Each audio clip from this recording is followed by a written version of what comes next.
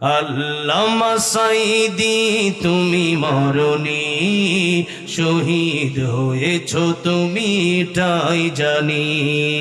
কারাগারে কাটালে 13টি বছর।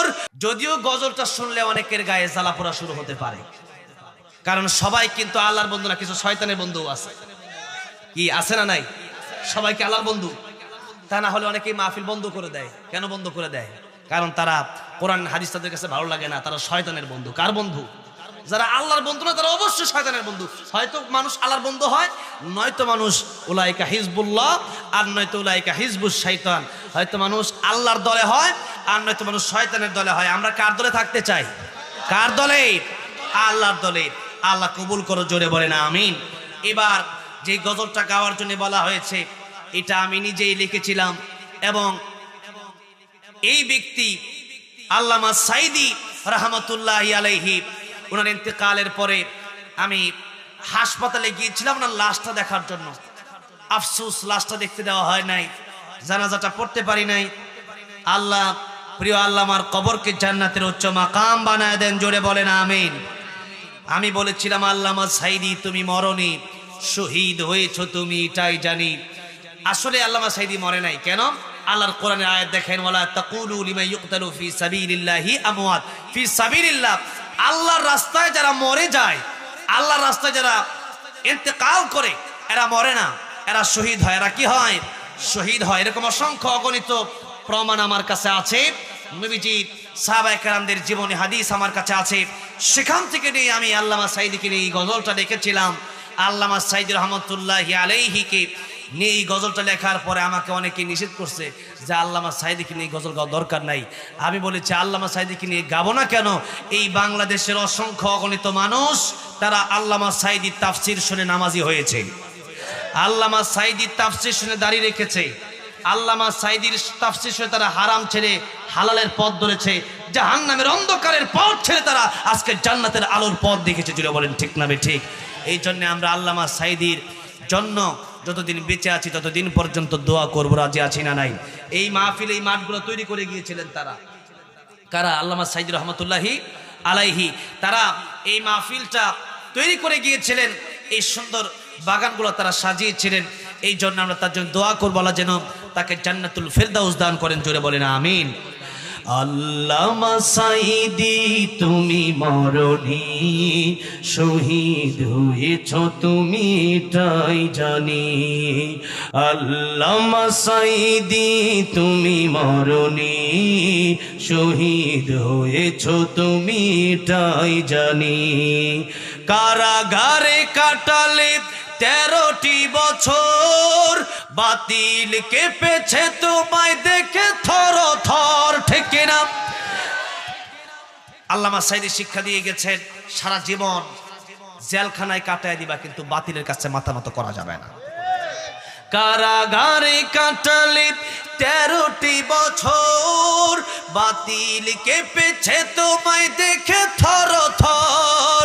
তুমি যে ছিলে মোদের নয়ন মনি, শহীদ হয়েছো তুমি এটাই জানি।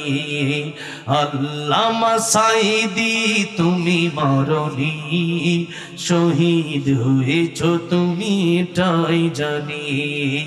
দেখা তো হবে না আর এই জীবনে, দেখা হবে জান্নাতে ফুল বাগানে। এই আশা কবুল করো আল্লাহ তুমি, পড়েন আমিন। এই আশা কবুল করো আল্লাহ তুমি, শহীদ হয়েছো তুমি এটাই জানি।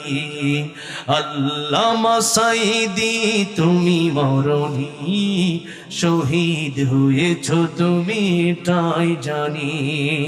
আল্লাহ আমাদেরকেও তুমি শাহাদাতের মৃত্যু দিও, জুড়ে বলেন আমিন। গতকাল যেখানে চাঁপাইনবাবগঞ্জ গিয়েছিলাম, তারা দেখেছি যুবক যারা আমার সামনে বসছে, এরা দেখি আমার চেয়ে ভালো গজল গাইতেছিল, জুড়ে বলেন না মারহাবা।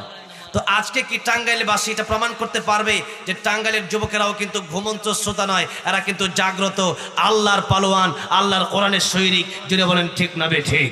আমরা মাথায় কাফনের কাপড় বাঁধতে পারি, আমরা কোরআনের জন্য টাঙ্গাইলবাসী জীবন দিতে পারে। জুড়ে বলেন ঠিক না ঠিক? এই জন্য আল্লাহর প্রেম পাগল হয়ে, নবীর প্রেমে পাগল হয়ে সবাই রাজি আছি তো গাওয়ার জন্য? রেডি সবাই? সবাই একসাথে জবান ছেড়ে দিয়ে নবীর প্রেমে যারা পাগল আছেন, আমি নবীজির পাগল, আমি মদিনার পাগল, আমি নবীজির পাগল, আমি। মাশাআল্লাহ, অনেক সুন্দর গাচ্ছেন, কালকে থেকে সুন্দর গাচ্ছেন, বাচ্চারা আরো ভালো গাচ্ছে। বাচ্চারা আমার চেয়ে ভালো শিখবে, তো কণ্ঠ খুব ভালো দেখা যায়।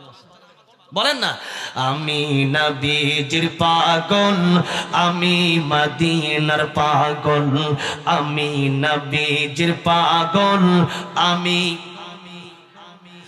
মদিনারি ধুলবালি মোর, মদিনারি ধুলবালি মোর নয়নের কাজল, আমি নবীজির পাগল, আমি মদিনার পাগল, আমি নবীজির পাগল, আমি।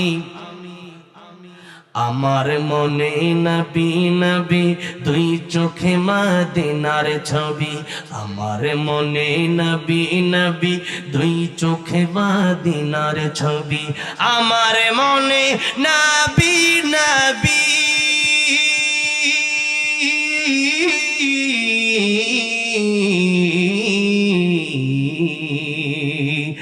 আমার মনে নবী নবী দুই চোখে মদিনার ছবি, নবীর প্রেমে দিতে রাজি, নবীর প্রেমে, নবীর প্রেমে দিতে রাজি জীবনের সকল, আমি নবীজির পাগল, আমি মদিনার পাগল, আমি নবীজির পাগল। শুনিলে মদিনার কথা ভুলতে পারি সকল ব্যথা, শুনিলে মদিনার কথা ভুলতে পারি সকল ব্যথা, শুনিলে মদিনার কথা,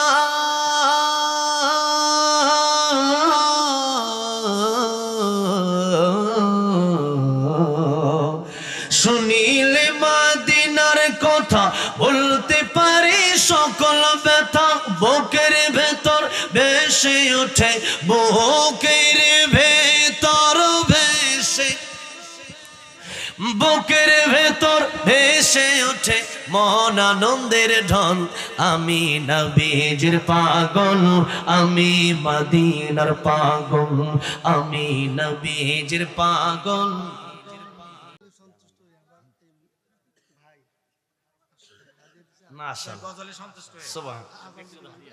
নামটা কি?